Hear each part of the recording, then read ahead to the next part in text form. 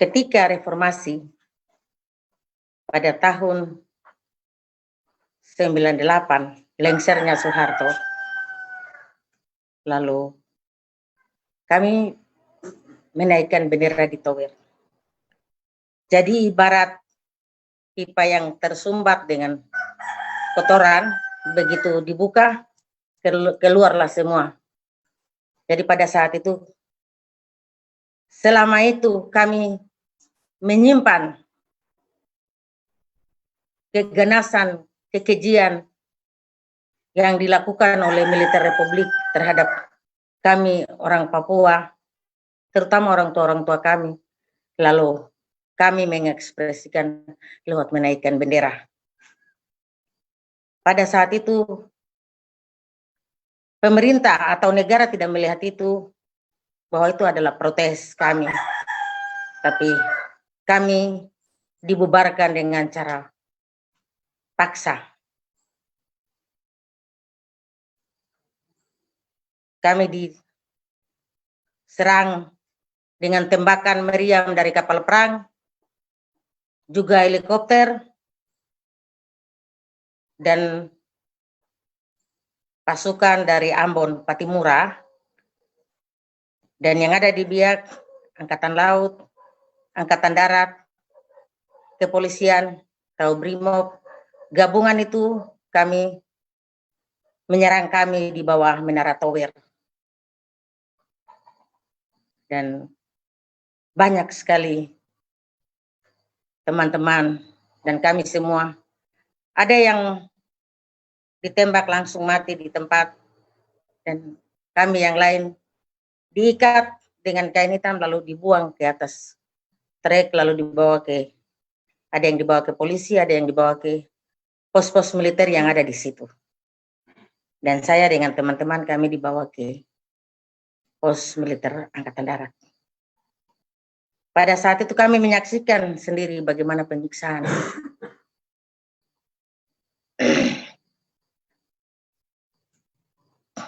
Yang begitu keji, yang begitu kejam terhadap perempuan-perempuan, anak-anak, dan juga laki-laki. Banyak sekali perempuan-perempuan hamil yang perutnya disobek, bayinya keluar. Perempuan-perempuan yang usianya sudah tua dimasukkan sangkur ke dalam lubang vagina, lalu disobek, akhirnya mati. Laki-laki, perempuan, tangannya dipotong. Tidak dipotong satu kali, nanti potong tangan sebelah biar dia putar-putar. Terus tangan sebelah, kaki sebelah lagi. Kalau tidak cepat mati, baru ditikam mati atau ditembak mati. Dan kami diborgol. Ketika itu kami berteriak minta tolong, kami disiksa. Dia hanya begitu keji. Kami minta tolong, Tuhan Yesus tolong. Tuhan Yesus tolong. Lalu mereka bilang, silakan panggil Tuhan Yesus yang berapa hari kamu sembah, biar membantu kamu.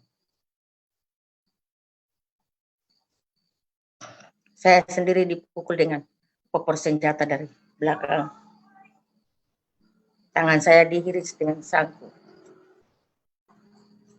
Kami dibakar dengan korek api.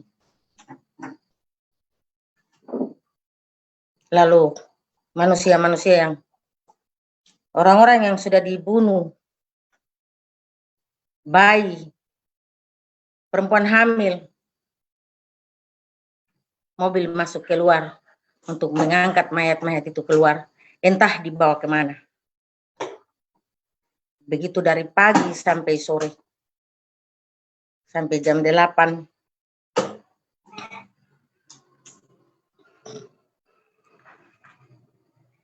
Manusia yang diangkat itu begitu sudah gelap dan masih banyak lagi yang harus mereka angkat.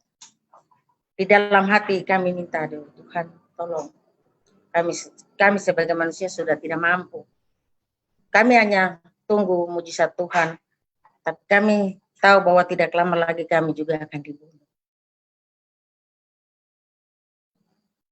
Begitu ada anggota yang masuk kami tidak kenal, karena pada saat itu mereka pakai topi seperti daun-daun begitu di kepala, mukanya itu pakai masker, tapi sudah dikasih hitam muka-muka, sehingga kami tidak kenal itu siapa.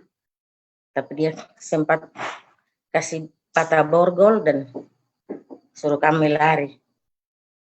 Dalam kondisi tidak berpakaian. Kami ada 8 orang. Laki-laki 4, perempuan 4. Waktu kami keluar, dia bilang, hari ini Tuhan Yesus ada untuk kamu. Kamu pergi supaya menyaksikan umat atau ciptaan Tuhan yang disiksa, dianiaya seperti binatang. Lalu kami keluar dan berusaha untuk kami bisa menyelamatkan diri. Dan kejahatan begitu kejam militer Republik Indonesia.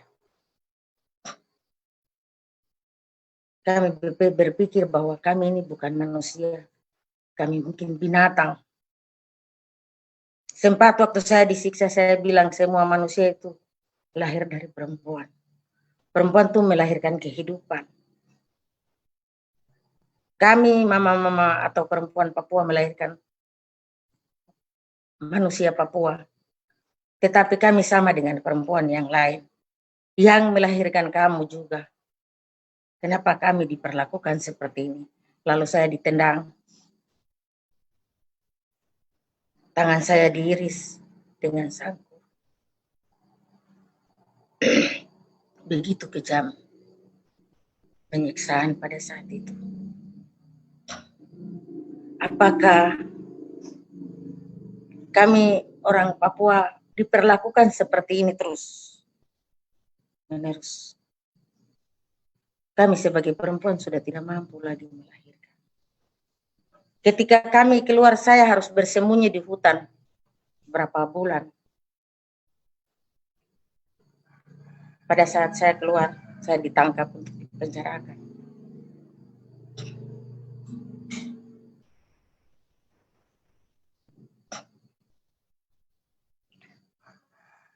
Dan banyak teman-teman saya yang sudah meninggal, pergi mendahului kami. Kematian adalah satu jalan untuk manusia.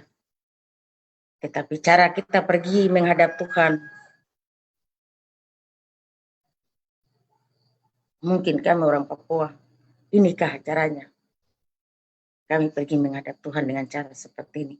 Atau kami, napas hidup kami ini harus dicabut oleh militer Republik Indonesia.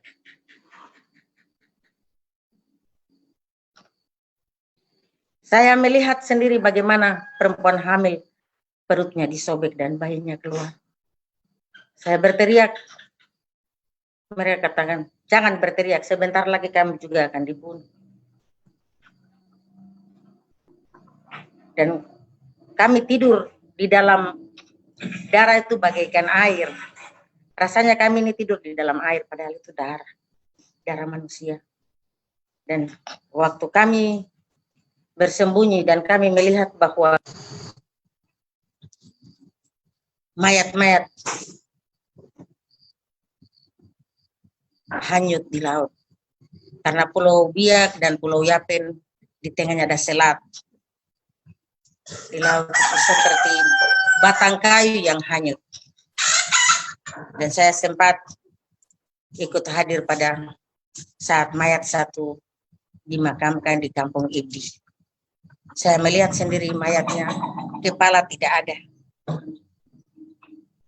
Cuma badannya itu mayat perempuan. Susunya dipotong dan dia hanyut dengan sangkur masih ada di lubang vaginanya. Dan kami kubur. Tapi dalam ketakutan saya berdiri dari jauh. Tapi ingin melihat.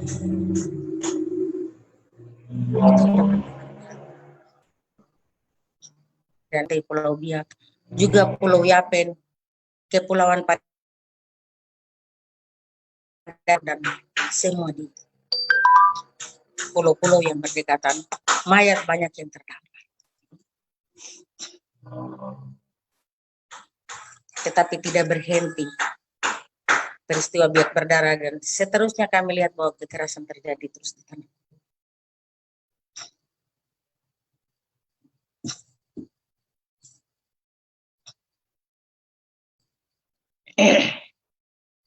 Kalau tuan-tuan dan nyonya-nyonya atau teman-teman datang ke Papua, pasti lihat, pasti dengar sendiri. Banyak korban yang sudah meninggal, tapi masih ada yang hidup sebagai saksi hidup. Dan kalau waktu panjang bisa kita sebut satu persatu. Terlalu banyak.